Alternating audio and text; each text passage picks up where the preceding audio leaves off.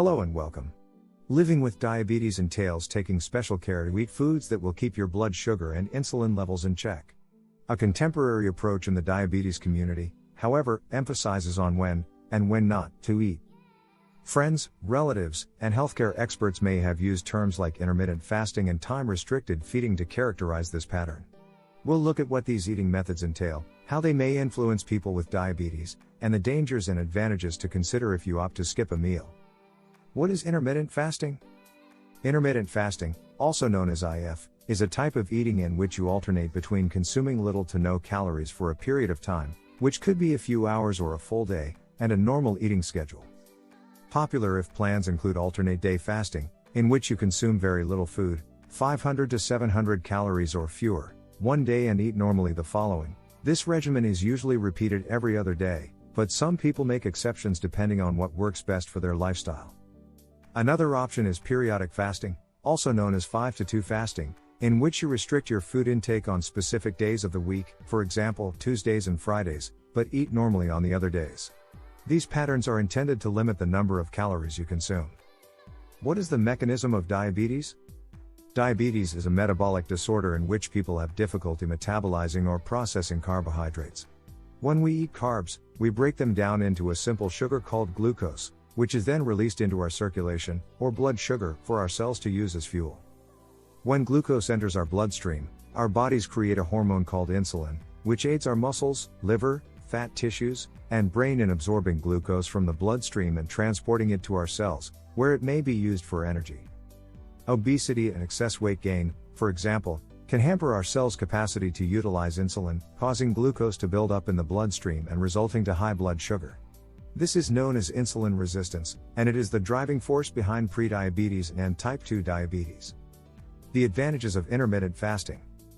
Fasting has long been known to have health benefits such as lowering cholesterol and blood pressure, assisting with weight loss, anxiety, and depression, preventing neurodegenerative diseases such as Alzheimer's and Parkinson's, and increasing synaptic plasticity, a biological marker of learning and memory.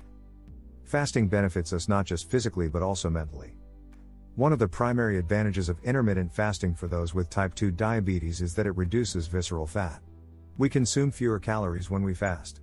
Even when we eat normally or in somewhat greater portions on non-fasting days or during non-fasting hours, our overall caloric load and glucose reserves are reduced. When glucose is no longer accessible for energy, our bodies adjust by using ketones and stored fat. Eating calorically restricted diets or carb-restricted diets can achieve the same results, but many people find it easier to restrict food completely for brief periods of time than to eat less or forego favorite items at every single meal. Intermittent fasting has also been proven to maintain lean mass and reduce fat mass more than typical calorie restriction, implying that muscle mass is not lost as quickly with intermittent fasting as it is with calorie restriction. Is it possible to reverse diabetes using intermittent fasting? Intermittent fasting may be able to put diabetes into remission in certain people, maybe due to weight loss. A case study published in 2018 looked at 3 persons with type 2 diabetes who used insulin and fasted at least 3 times each week. They no longer needed insulin after a month.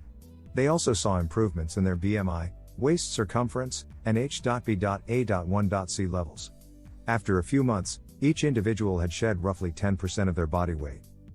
The sample size in that study was insufficient to draw conclusions regarding how intermittent fasting affects the vast majority of diabetics. Because intermittent fasting is a calorie-cutting method, it may help persons with diabetes reduce weight and boost their chances of remission. Risks that may exist. The good news is that IF may be an easier option for many people with type 2 diabetes to regain control of their weight. The bad news is that once IF was stopped, glucose levels return to normal. Intermittent fasting, like all diets, is only effective for as long as it is followed. When living with type 2 diabetes, what we eat can become a risk. This is true for every diet we adopt, and intermittent fasting is no exception. The major disadvantage of intermittent fasting for persons with type 2 diabetes is the risk of hypoglycemia, or low blood sugar. As a result, type 2s who intend to follow these diets should consult with a dietitian or their healthcare practitioner, both to closely monitor their glucose and to change medications if hypoglycemia becomes an issue. In conclusion, overall, additional study is needed to fully understand the potential advantages and hazards of intermittent fasting for patients with diabetes.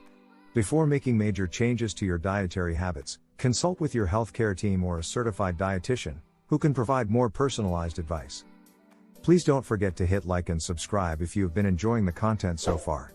It helps us out with the YouTube algorithm and it inspires us to continue finding quality information to share. To watch more videos on intermittent fasting, jump on over to our channel and continue your quest.